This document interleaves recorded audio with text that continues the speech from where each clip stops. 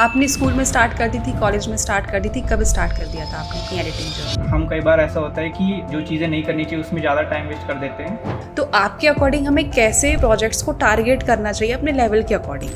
देखना है कि मैं अच्छे से क्या कर सकता हूँ नया और क्या नई चीज़ मैं सीख सकता हूँ। प्लस तो हम लोग जनरली क्या है कि एक पर्टिकुलर स्टाइल में बहुत स्टक हो जाते हैं। जैसे फॉर एग्जांपल मेरे को अली अब्दल स्टाइल ही करना है या हम अपनी स्पीड इंक्रीज कैसे कर सकते हैं? सेकंड चीज, क्रिएटिव ब्लॉग्स जब आते हैं तो वो क्रिएटिव ब्लॉग कैसे हटा सकते हैं? क्रिएटिव ब्लॉग्स को हटाने के लिए सिंपल मेथड है, विच इज़ जो भी आप पोर्टफोलियो बना रहे हो ना, मैंने ऐसे बहुत सारे लोगों में देखा है वो अपना इंट्रोडक्शन और एक्सपीरियंस पहले ही ऐड कर देते हैं। सो ये एक मिस्टेक है जो पोर्टफोलियो बनाते वक्त एडिटर्स गलती करते हैं। आपका एडिटिंग प्रोसेस क्या था जब 90% एडिटर्स वही कर रहे होते हैं कि वो क्रिएटिविटी के पीछे भागते हैं। कभी कभार हम अपना टाइम वेस्ट कर देते हैं एज एडिटर, किसी चीज़ पे फोकस नहीं करना होता उस पर हम टाइम वेस्ट कर देते हैं। हम लोग कई बार ट्यूटोरियल्स देखते रह जाते हैं कि हाँ ऐसा बनाना है, ऐसा बनाना है, ऐसा बनाना है, लेकिन कभी बनाते नहीं है। वेयर एज अगर एक अच्छा एडिटर तभी वो अच्छा होगा कि जब आप अगर मैं बिगनर हूँ, अगर मैं एक इंटरमीडिएट लेवल पे हूँ, मुझे अपनी चीज़ों को अच्छा करना है, तो मुझे क्या क्या चीज़ों को क्या कंज्यूम कर सकती हूँ मैं? तो इसके लिए मैंने पूरी ऐसे लिस्ट बनाई है।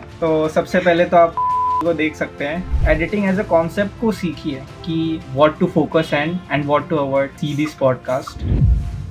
ओके रोहन, तो स्टार्ट करते हैं कि हु इज़ रोहन एंड लोगों को ये पॉडकास्ट क्यों सुनना चाहिए। ऐसा आप क्या बताने वाले हो फॉर नेक्स्ट 20-30 मिनट्स कि वो लोग अपने डिस्ट्रैक्शंस को हटा के सिर्फ आपकी बातों को सुने? मैं रोहन वीडियो एडिटर हूँ and I have been working with the think school for the past 1.5 year and before that I was also doing freelancing.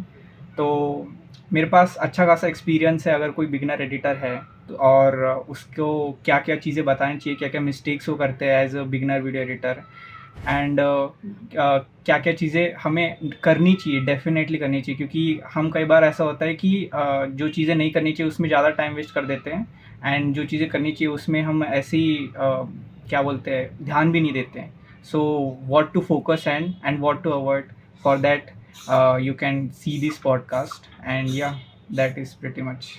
Okay Rohan, तो आगे बढ़ने से पहले थोड़ा सा हम पास्ट में चलते हैं कि आखिर आपने कैसे डिस्कवर किया था कि वीडियो एडिटिंग इज समथिंग जिसमें आपको इंटरेस्ट है।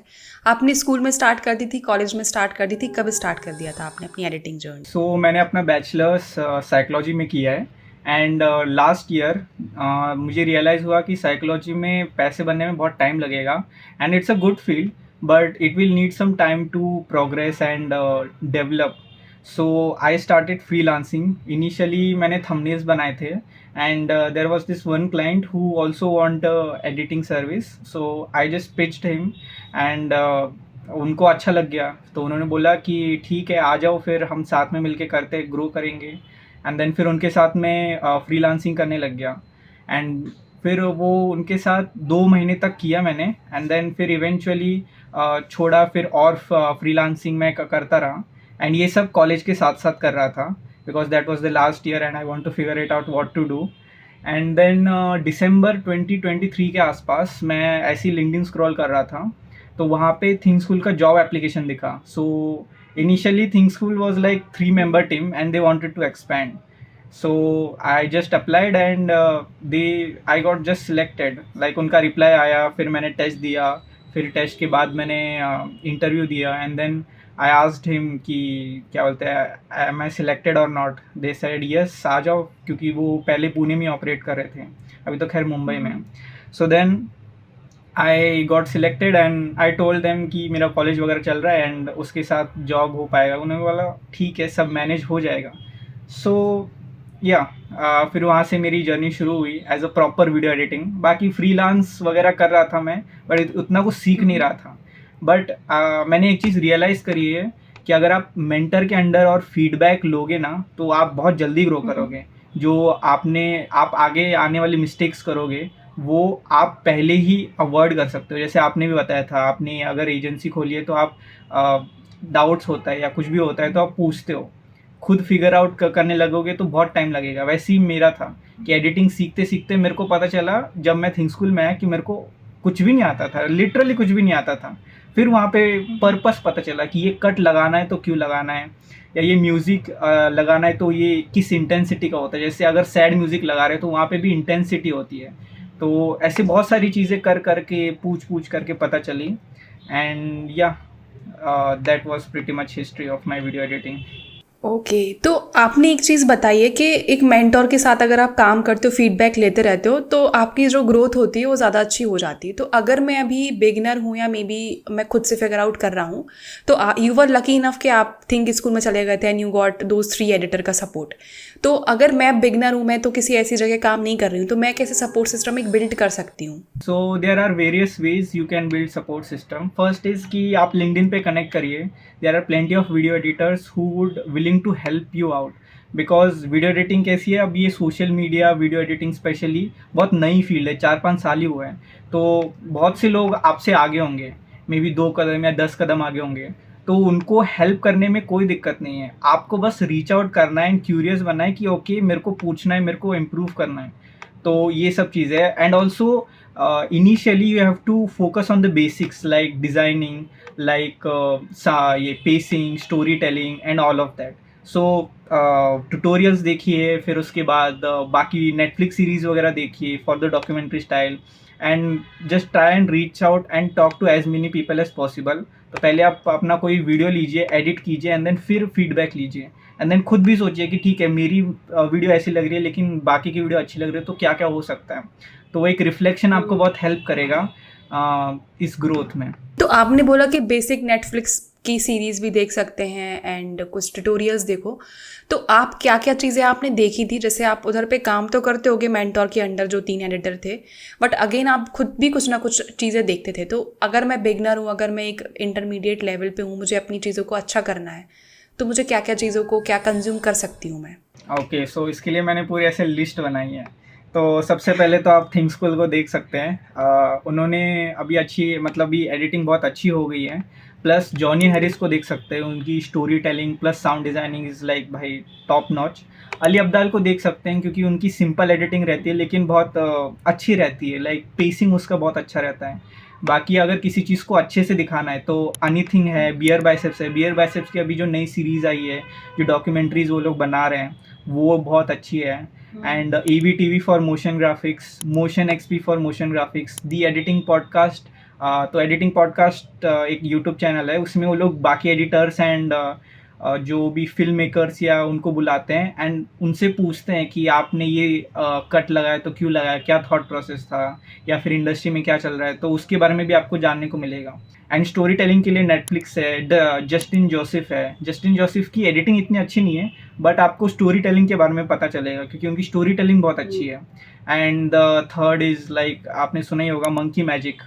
तो मंकी मैजिक की story telling and video editing भी बेसिक है लेकिन स्टोरी टेलिंग इतनी अच्छी है कि वो इतने लोगों को अट्रैक्ट एंड रिटेन कर पाते हैं। ऑल्सो कोई एक ऐसे गोल रखिए कि मेरे को इस लेवल तक पहुंचना है। लाइक हमने थिंक स्कूल में एक अलग से व्हाट्सएप ग्रुप बनाया था जिसमें लिखा था मिशन नेटफ्लिक्स। तो वैसा था कि हमें नेटफ्लिक्स लेवल बनाना है लेकिन कम टाइम में। जैसे हम लोग ऐसे इंस्पायर करते थे, जैसे गणेश भाई बोलते थे कि कैसे इसरो जो है नासा के 100th ऑफ बजट में रॉकेट लॉन्च कर रहा है, वैसे ही हमें नेटफ्लिक्स लेवल सीरीज बनानी है 100th of cost and time. So वो एक विजन होना चाहिए।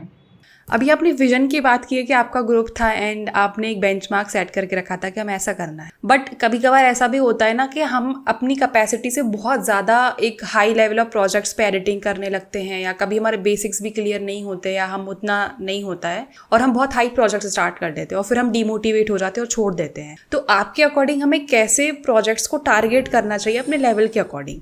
प्रोजेक्ट्स को टारगेट करने के लिए सबसे पहले कि प्रोजेक्ट को मैनेज कैसे किया जाए वो पहले देखना चाहिए कि प्रोजेक्ट मिला क्या है, पर्पस क्या है, मतलब किस टाइप का प्रोजेक्ट है। मान लो वो एड्स है तो आपको पहले रिसर्च करना पड़ेगा कि एड्स किस टाइप से चल रही है, किस टाइप की एडिटिंग एड्स में चल रही है। या फिर आप मान लो यूट्यूब वीडियो के लिए बना रहे हो और यूट्यूब में भी हज़ारों निशेस है, रिएक्शन चैनल्स है, डॉक्यूमेंट्री चैनल्स है, न्यूज़ चैनल्स है, बहुत सारी कैटेगरीज है। तो आप किस कैटेगरी के लिए आप एडिट कर रहे हो एंड उस कैटेगरी में टॉप प्लेयर्स कैसे एडिट कर रहे हैं पहले वो देखो, अच्छे से रिसर्च करो। इनफैक्ट 3-4 घंटे उसी में बिताओ, मैं तो बोल रहा हूँ। एंड देन फिर आप स्टोरी बोर्ड बनाओ कि ठीक है मेरे को ये एलिमेंट्स ऐड करने हैं, थोड़ा ऐसा पेसिंग होगा तो और अच्छा रहेगा। उसका पर्पस जान के फिर आप ब्रेनस्टॉर्मिंग करो तो वो ज़्यादा बेटर आउटपुट निकलता है। एंड निराश होने की बात रही तो वो सबके एडिटर के फेज़ में आता ही है कि अच्छा काम नहीं हो रहा। इनफैक्ट मेरे इसमें भी आया कि बीच में अच्छे एनिमेशंस नहीं बन रहे थे। देन फिर मैंने और थोड़ा देखा, कोर्सेस वगैरह देखा, बाकी लोगों का देखा क्या चल रहा है क्या नहीं, क्या नया है, तो उस हिसाब से फिर मैंने अडेप्ट किया।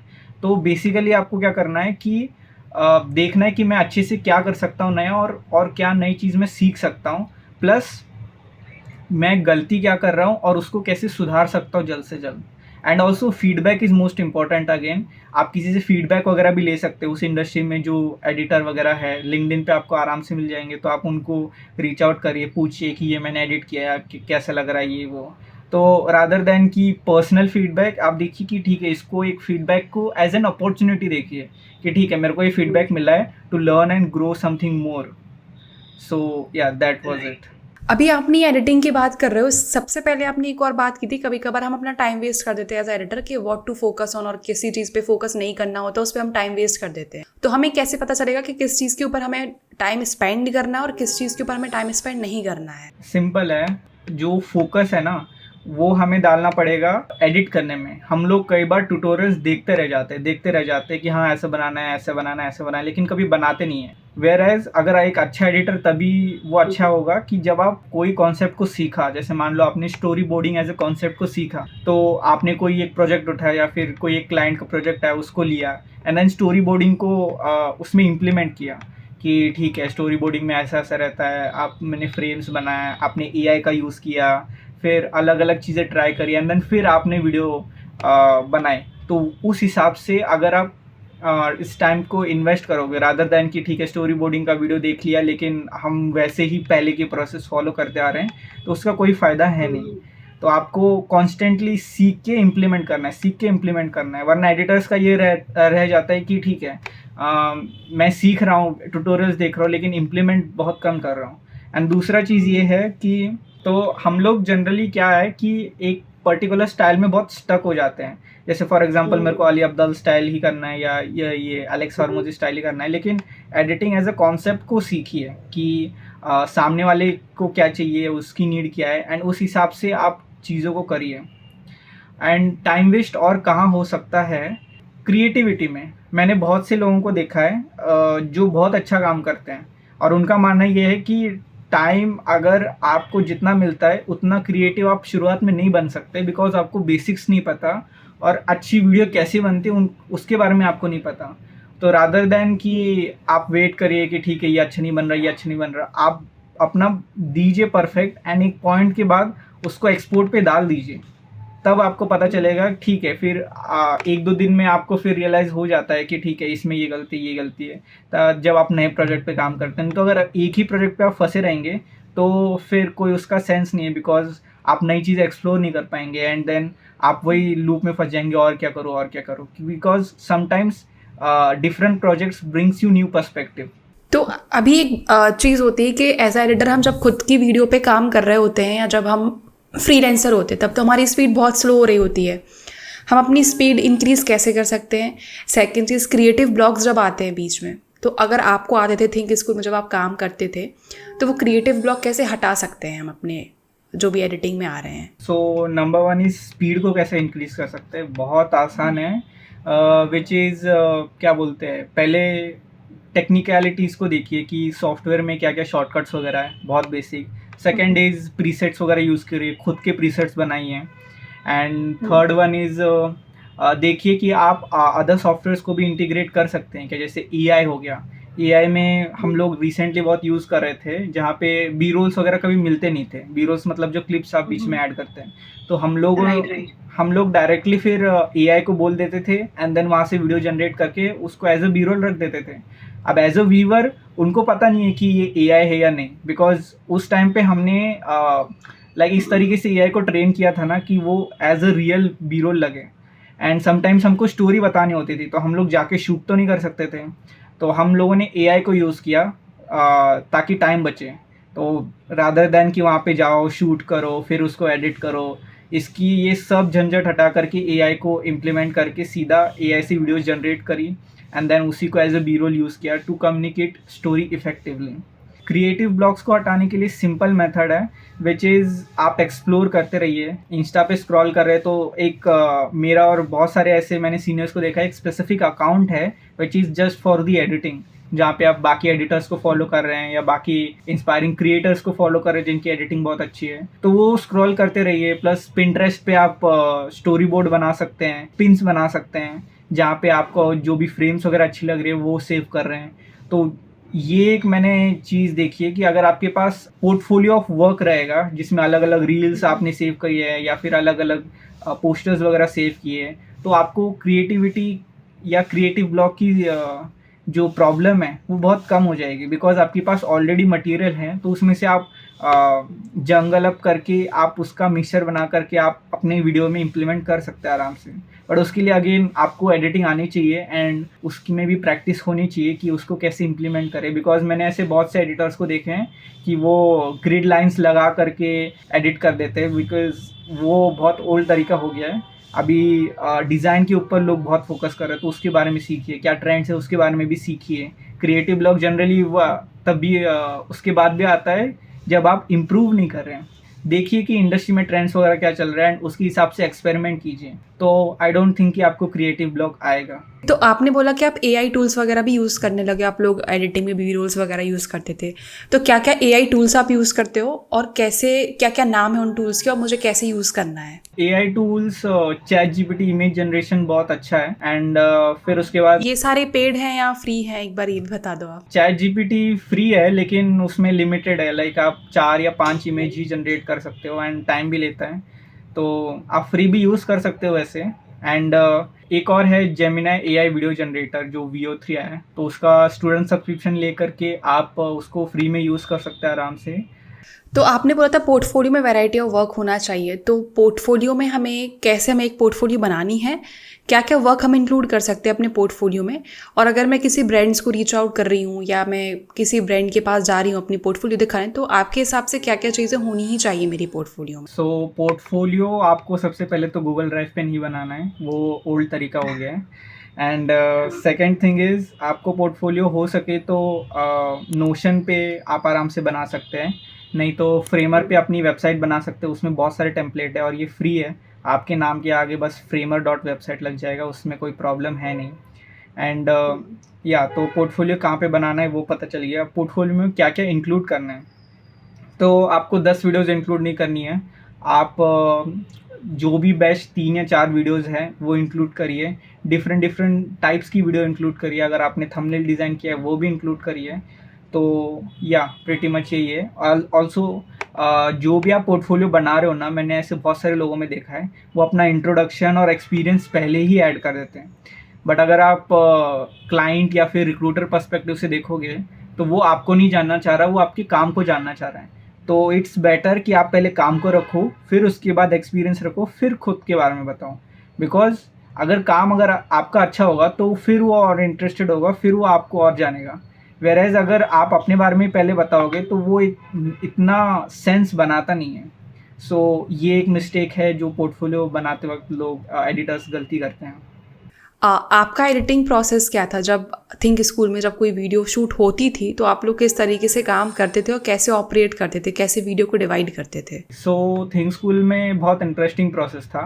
एक्चुअली थिंक स्कूल भी मैंने इसलिए ज्वाइन किया था क्योंकि वहाँ पे मेरे को बिज़नेस की स्टडीज़ में बहुत इंटरेस्टेड था और उनका मैं यूट्यूब चैनल बहुत पहले से देखते हुए आ रहा हूँ। कोई भी वीडियो अगर शूट वगैरह होती थी तो पहले उसकी स्क्रिप्ट लिखी जाती थी, देन वो टेलीप्रॉम्प्टर से शूट होती थी एंड देन फिर उसके बाद जो है गणेश भाई सबकी मीटिंग लेते थे, राइटर्स, एडिटर्स एंड गणेश भाई रहते थे एंड देन वो पूरी स्टोरी को नरेट करते थे कि ये स्टोरी है, ऐसी बिजनेस के बारे में है या जो भी वीडियो के बारे में है वो पूरा एक्सप्लेन करते थे और वो बहुत इन डेप्थ रहता था। फिर उसके बाद जो है हम लोग डिवाइड करते थे गूगल शीट्स पर बेस्ड ऑन क्या किसकी एक्सपर्टीज़ है। जैसे मेरा काम था मोशन ग्राफिक्स, बाकी और किसी को बी रोल मिलेगा या किसी को ग्राफ्स मिलेगा या किसी को इंट्रो मिलेगा, तो बेस्ड ऑन दैट सबको ऐसे जो भी स्क्रिप्ट है उसमें हाईलाइट करके सबका नाम लिख दिया जाता था एंड देन फिर हम लोग ब्रेनस्टॉर्म करते थे कि क्या फॉन्ट रहना चाहिए, क्या बैकग्राउंड रहना चाहिए, ताकि पूरी वीडियो एक स्टैंडर्डाइज प्रॉपर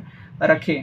एंड ऐसा ना लगे कि किसी ने कुछ बना दिया, किसी ने कुछ बना दिया। आपने बहुत वीडियोस में देखा होगा कि वो एक डिफरेंस फील होता है कि अलग अलग एडिटर्स ने काम किया, वो हमारे में ज़्यादा लगे ना, इसलिए हम लोग कुछ स्टैंडर्डाइज्ड रूल फॉलो करते थे, दैट इज़ फॉन्ट एक सेलेक्ट कर लेते थे and background and colours use करते थे। एंड ये सब सिलेक्शन के बाद जो है सबकी मार्किंग लग जाती थी एंड देन फिर हम सब लोग काम पे लग जाते थे। जनरली 1 मिनट की एनिमेशन के लिए हम लोग एक दिन लेते थे एंड देन फिर उसके बाद सबका काम अराउंड 2 दिन में कंप्लीट हो जाता था। जैसे ही एनिमेशंस, बी रोल वगैरह सब कंप्लीट हो जाए, एक बार राइटिंग टीम से रिव्यू करते थे कि कोई गलती वगैरह तो नहीं है, मे बी कोई ग्राफ में एरर हो गया या स्पेलिंग मिस्टेक हो गया या फिर कलर कुछ ग्लिच वगैरह हुआ, तो वो सब रिव्यू वगैरह करते थे। फिर जो हमारी टीम लीडर है वो पूरे वीडियोस को कंबाइन करते थे एंड एक प्रॉपर साउंड डिज़ाइन के साथ पूरी वीडियो तैयार की जाती थी।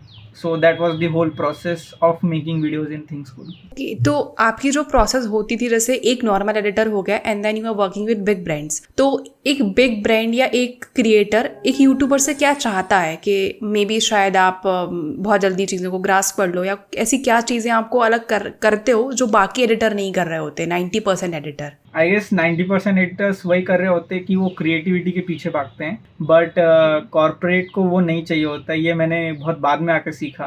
तो उनको चाहिए होता है कि आप अच्छे से अच्छी वीडियो कम टाइम में कैसे एडिट कर सकते हो, और ये उसी से हो सकता है कि आप प्रीसेट्स देखो, प्रीसेट्स यूज़ करो, प्लस डिज़ाइन की इंस्पिरेशन वगैरह, जो अपना डिज़ाइन बैंक है वो बनाओ, रील्स वगैरह सेव करो, ताकि आप कॉन्स्टेंटली एक लूप में रहो कि ठीक है क्या चल रहा है इंडस्ट्री में, कैसे इसको इम्प्लीमेंट कर सकते हो और कैसे इसको फास्ट इम्प्लीमेंट कर सकते हैं। तो वो बहुत ज़्यादा ज़रूरी है। तो मेजरली यही है कि आप क्रिएटिविटी के पीछे ना भाग करके आप अच्छे वीडियो कम टाइम में कैसे डिलीवर कर सकते हो, उसके ऊपर अगर आप फोकस करोगे तो आई थिंक आपकी कॉर्पोरेट जर्नी बहुत स्मूथ रहेगी।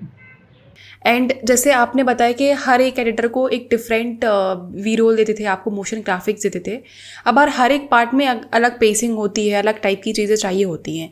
तो ये जो चीज़ें होती हैं ये मैं कैसे सीखूंगी कि जैसे मान लो कोई लोग होते हैं वो हाई पेसिंग ही कर देते हैं हर जगह पे, उनको वो मोशन वो चीज़ें समझ में नहीं आती हैं, तो ये सब चीज़ें मुझे कहाँ पे सीखनी है? वो आप कॉर्पोरेट में आने के बाद सीख सकते हो, लाइक वरना खुद से भी सीख सकते हो। ये चीज़ है जो एक्सपीरियंस के साथ ही आती है, बिकॉज आप जैसे जैसे फीडबैक लोगे वैसे वैसे आपको पता चलेगा ठीक है यहाँ पे ये गलती है, यहाँ पे मोशन ग्राफिक्स डालेंगे तो और अच्छा रहेगा, यहाँ पे बी रोल से अच्छी जो मैसेज है वो कम्युनिकेट होगा। तो आपको मेन एक चीज़ ध्यान रखनी है कि जो वीडियो में बोला जा रहा है उसका जो मैसेज है वो अच्छे से कम्युनिकेट हो। अगर वो कम्युनिकेट हो रहा है देन वेल एंड गुड, आप मोशन ग्राफिक यूज़ करो, बी रोल यूज़ करो, कुछ भी यूज़ करो, बट वो मैसेज कम्युनिकेट करना बहुत ज़्यादा ज़रूरी है।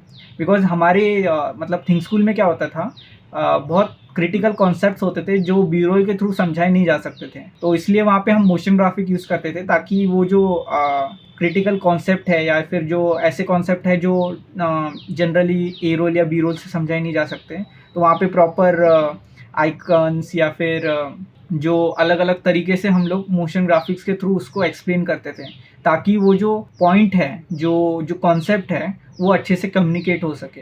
And whereas B roll generally वही यूज़ होता है जहाँ पे कोई स्टोरी वगैरह बता रहे हो। जैसे अगर आप मान लो पहाड़ों की बात कर रहे हो, तो पहाड़ों में आप मोशन ग्राफिक्स दिखाओगे तो वो कोई सेंस नहीं बनाता है। पहाड़ों में अगर आप वीडियो दिखाओगे कैसा दिखता है तो वो ज़्यादा सेंस बनाएगा। तो वो एक्सपीरियंस के साथ धीरे धीरे पता चलता जाता है एंड फीडबैक लेने से और आपका वो स्ट्रांग होता रहता है कि ठीक है यहाँ पे ये होना चाहिए, यहाँ पे ये होना चाहिए। सो या दैट वाज इट।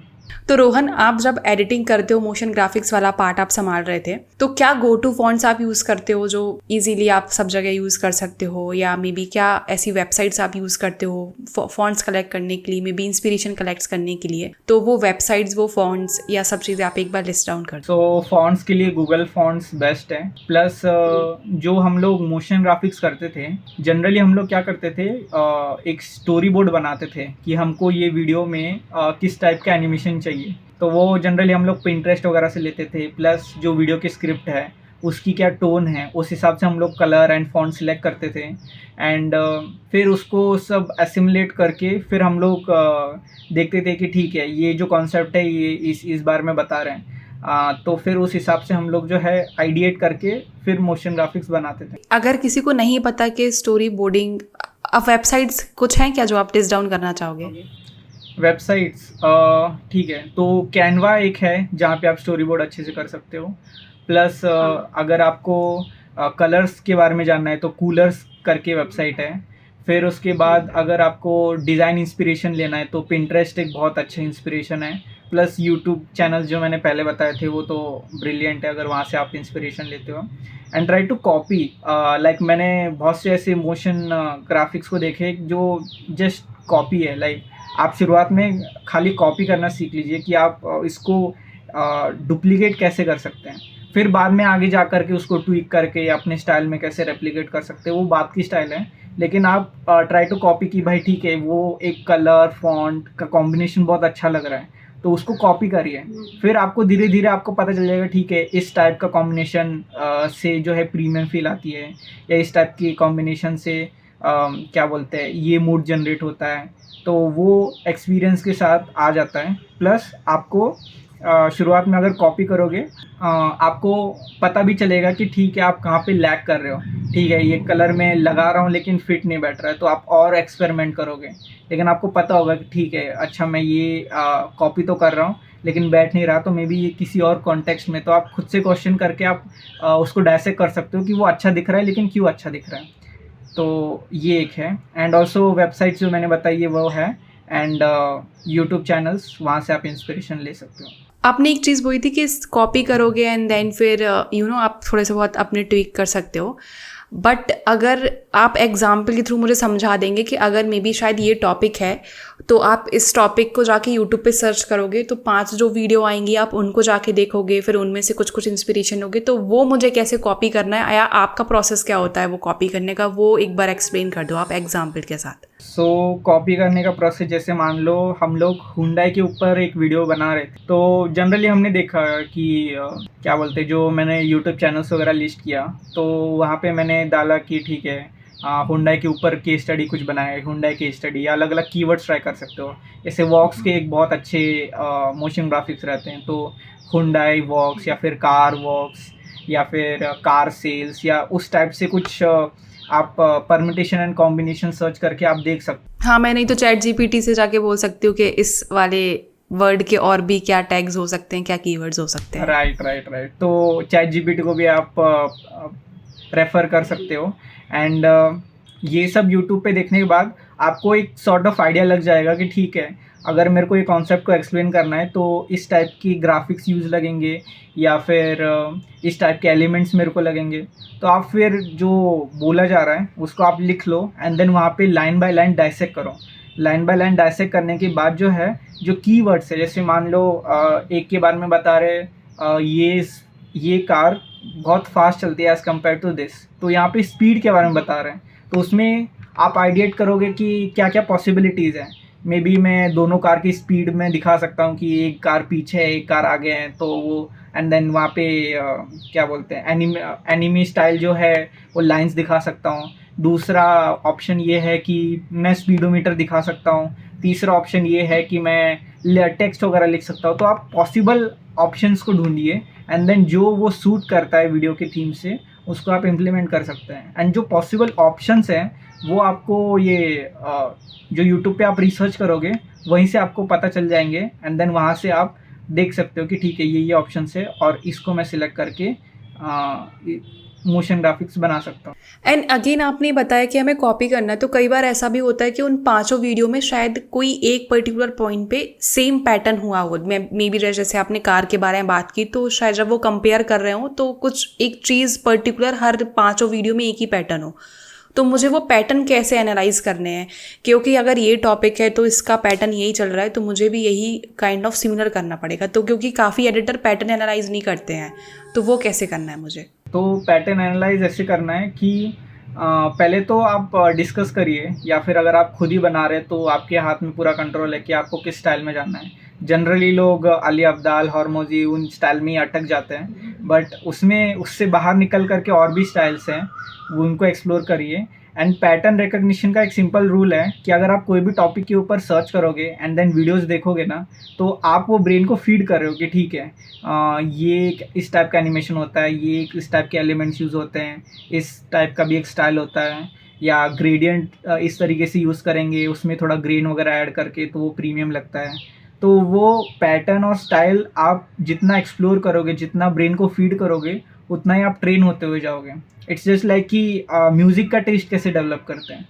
आप अच्छे नेटफ्लिक्स की सीरीज़ देखो, वेब सीरीज़ देखो, तो वहाँ से धीरे धीरे जो वो टेस्ट है वो डेवलप हो करके जो है आप अच्छी साउंड डिज़ाइनिंग कर सकते हो, ना कि आप एक्सपेरिमेंट करके। एक्सपेरिमेंट तो करना ज़रूरी है, बट वो एक राइट माइंडसेट रखना भी बहुत ज़्यादा ज़रूरी है, ताकि आपको पता चले कि ठीक है, मैं जो साउंड डिज़ाइनिंग कर रहा हूँ वो अप्रोप्रिएट है कि नहीं। और वो तभी होगा जब आप अलग अलग चीज़ों से आप इंस्पायर होगे और माइंड को फीड करते रहोगे कॉन्स्टेंटली। रोहन, लास्ट क्वेश्चन मेरा ये है कि आखिर मुझे इन सब चीज़ों को सीखने में, एक अच्छा एडिटर बनने में कितना टाइम लग सकता है? टाइम अब डिपेंड करता है। मैंने ऐसे भी एडिटर्स देखे जिनको 2 साल, मतलब जितना मुझे एक्सपीरियंस है उतना ही है, लेकिन स्टिल वो उसी अली अब्दाल स्टाइल में अटके हुए हैं। तो डिपेंड करता है कि आपकी क्यूरियोसिटी कितनी है और आप कितने लोगों को रीच आउट करके फीडबैक लेके कितने एनिमेशन या कितनी एडिटिंग को प्रैक्टिस करते हो। तो जनरली अगर आप किसी मेंटर या फिर किसी अच्छी जगह पे काम कर रहे हो, जो लोग अच्छा फीडबैक वगैरह दे रहे हैं, जो आपको समझा रहे हैं, आप उनसे पूछ रहे हो, आप खुद एनालाइज कर रहे हो, आप फिर इम्प्रूव कर रहे हो, आपको कल का काम ही बेकार लग रहा है, तो आप ग्रो कर रहे हो। एंड जनरली आप 1 या डेढ़ साल में अच्छा ग्रो कर सकते हो। एंड ग्रोथ तो अब डिपेंड करता है कि पर्सन टू पर्सन, बट ये जनरली मैंने देखा है कि 1 या डेढ़ साल में बंदा अच्छा ग्रो कर देता है, with right mentorship and like proper feedback वगैरह, और अच्छा ग्रुप या फिर पीयर हो। आई थिंक रोहन, आपने बहुत सारे क्वेश्चंस के आंसर दे दिए हैं एंड काफ़ी सारी चीज़ें हमें सीखने के लिए मिली हैं, काफ़ी नई चीज़ें सीखने के मिली हैं। आई होप हम फिर से मिलेंगे एंड फिर से जल्दी एक पॉडकास्ट शूट करेंगे। श्योर।